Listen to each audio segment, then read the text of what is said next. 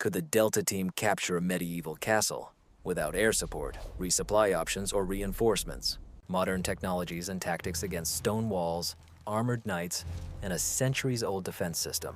Who will achieve victory? At first glance, this seems like an easy task. On one side, 12 of the world's elite soldiers, a selected half of the Delta operators trained to move swiftly, remain unseen, and strike with precision before anyone realizes what is happening. On the other side, about 200 medieval defenders are taking cover behind the thick walls of a massive stone fortress. Team Delta operates at night. They have night vision equipment. The defenders apparently do not. Small drones scan the walls, towers, and courtyards. One by one, the external guards are silently eliminated. The explosives could destroy the wooden gates, directing the blow towards the inner wall. But breaking through a 3-meter thick stone with a hole the size of a person will require more explosives than a 12-man team can carry. Therefore, the main goal becomes the gate. Everything ends in a matter of minutes. Defenders, no matter how brave they are, stand no chance against modern firearms, coordination, and tactics. But let's be honest, that version is a bit dull. What if everything doesn't go perfectly? Can the defenders actually hold off one of the most advanced combat teams in the world? To clarify this, let's break down the situation. What does each side bring? Team Delta is equipped with the most modern gear. They have M4 rifles with optical sights, silencers, and laser pointers. Each operator also carries a Glock 19 pistol as their primary weapon.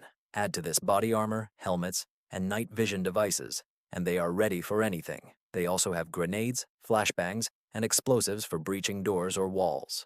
For reconnaissance, they use small drones to detect enemy positions before the attack. But, as we will see, even this does not make them invincible. What about the defenders of the castle? They have a numerical advantage, about 200 people, some of them in heavy armor, others armed with shields, crossbows, or swords, and they have one huge advantage. They know the terrain. They know every passage, every hidden tunnel, every place where attackers can be trapped. The castle walls are thick, the gates strong and hard to break. The passages are narrow, forcing attackers into tight spaces. Most importantly, the defenders do not need to win quickly. They just need to endure until the attack weakens the enemy. Castles were built for siege warfare. They were supplied with food supplies, fresh water from wells, and spare weapons that could last for weeks or even months. The defenders could sit tight, holding their positions and waiting. Team Delta, on the other hand, could not afford to waste time. They have no way to bring additional supplies. They only have what is on their backs. No trucks with provisions, no helicopters, no external support. They clearly cannot set up camp inside the castle. Even if they manage to capture part of the fortress, the defenders know its structure.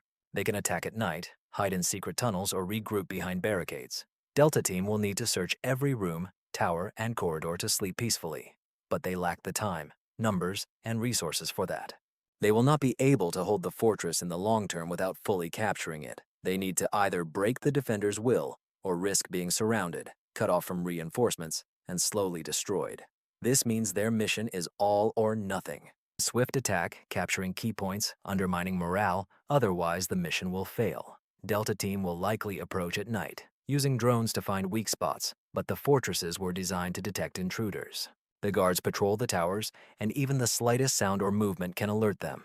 If a watcher notices something, like the glint of a drone or a shadow on the wall, the defenders react instantly. Horns will sound, shouts will ring out, and they will rush to lock the gates and block key passages. At that moment, the elite soldiers will have no choice but to break in using charging devices. But once they enter, the battle will change. Inside, the attackers will face a stone labyrinth they have never seen.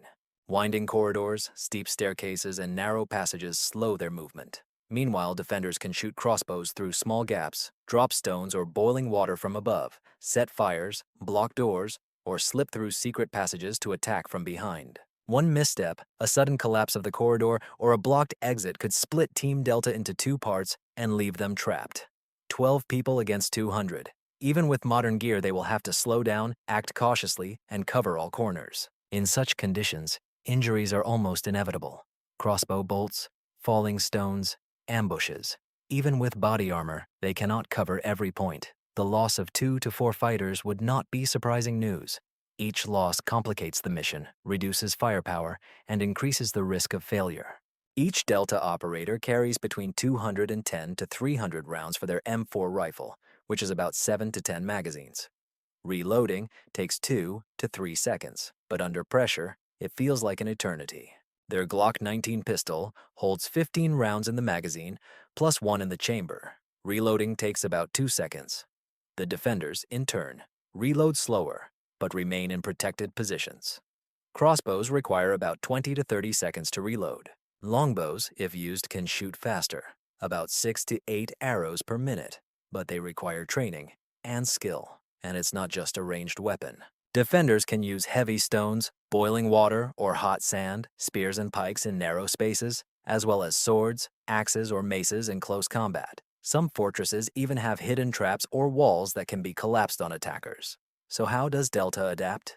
Since they cannot hold the fortress or search every corner, they will likely have to change tactics. Instead of fighting room by room, they will focus on critical targets: the palace, the armory, the central tower. If they can strike key leaders or capture important strategic points, they have a chance to catch someone significant and use this as leverage for forcing surrender. However, with each step deeper into the castle, new problems arise. Weapons lose their effectiveness in narrow spaces.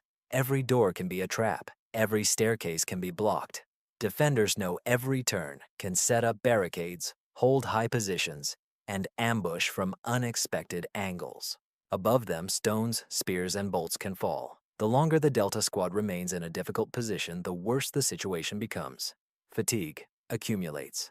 The air in the stone chambers grows heavy, and stress and confusion increase. An error within these walls could lead to mission failure.